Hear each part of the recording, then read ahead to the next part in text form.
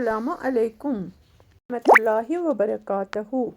Just karan tu yesu sari theek paathi te asal paathi. Aaz kar bah tohi sitin haakh te thoolch recipe share.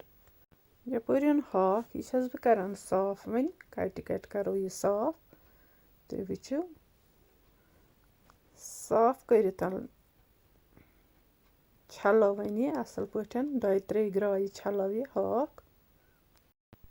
Haakh chhol me garam aab sitin asal paathan. तो one कड़ो ये base बानस मंज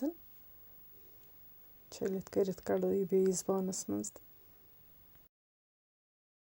यपर मे पतलस मज थमितन ठूल सिवन खतर तो यपर लोग मे one हाकस क्युतन आब pressure थो मे गैसस पे वन त्रो अत मसाल अत त्रो मे गोडनेथै नून चमचा अख मर्चवंगन चमचा अख लेदरि चमचे बादियान चमचा अख अम पे त्रोम जीर चमचे क्या अस ठूल करन तैयार तो जूर तथ आसान त्राउन रोहन त्रोमस वन ग्रेक यह आब अम पत पे त्रोमस तिलस 2 क्रेन ताम वन ग्रेकनो यह आब थोड़ा आबस हेचन वन ग्रेखिन असल पठन तो वचान गि वन त्रो अत मज छलमुत करमित छलित करित हाक मे थोमुत यह त्रो वन अत मजन तुई वनजो तुई कित पठ छु हाक तो ठूल रनान बस रनान अमी आय वन दिमोस बोन कुन चेल हिशन क्या हाकन भरित दिमो वन चेल पहमन बोन कुन थवन कुक करन कस टाइमस यीतिस कलस अत यह रस थोड़ा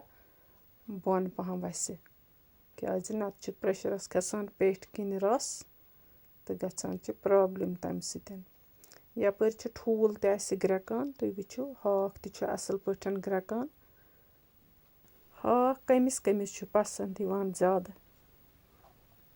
मे बासान कशीर मज ऑलमोस्ट सारनी हाक पसंद बे यह वयान त सारनी माशाल्लाह हाकस गो वुच कलर क्युत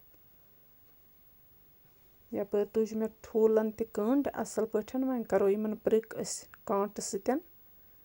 अम सचान मसाल त अंदर नून तचान असल पठन अंदर सारनी ठूलन दिमो प्रिक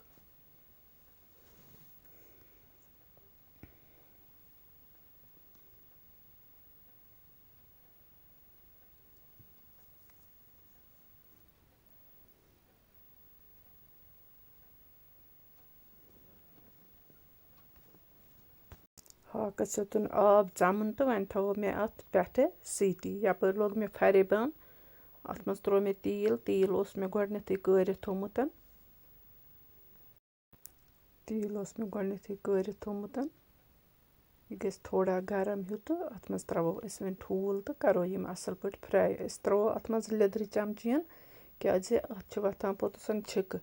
लेदरि चमच सह वथान छिक कहें यह गस त्राउन गाड़ तलन कौकुर तलन या ठूल तलन तम सात करन यह पोत छिक विक वथान कहें इन दिमो इन ठूलन असल पठन फ्योर वन करो दोनवनी तरफन असल पठन फ्राई यथ लगन यपर सीटी 3 या 4 यम हिसाबन सन्योमुत वुचो हाक क्युत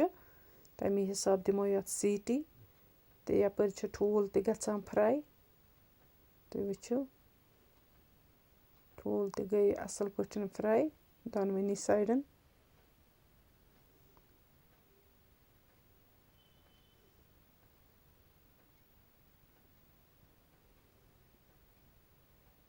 वन करो गैस बंद यपर तुलो प्रेशर कुकरस ठंड थोद तो वो हाक कूता गोमुत तैयार माशाल्लाह हाक गोमुत असल पठन तैयार थोड़ा वन अत बे पाक दिन ठूल ऐड करित ठूल करो अत मज असल पठ ऐड पोत करो कस टाइमस बे कुक यीतिस कलस थोड़ा मज नेर असल पठन कस टाइमस करो बे करो तैयार कस टाइमस ग्रेकनावो थोड़ा यीतिस कलस ठूलन मज त मसाल अच नून वून अच वन दिमोस खलन थोस कैंहस टाइमस ठंड इस कालस अथ रस गस थोड़ा रिड्यूस पहमन वन तुलुस ठंड तो वो कित पे ग्रकान क्युत गो ये माशाल्लाह असल गो ये रस तो द्रास असल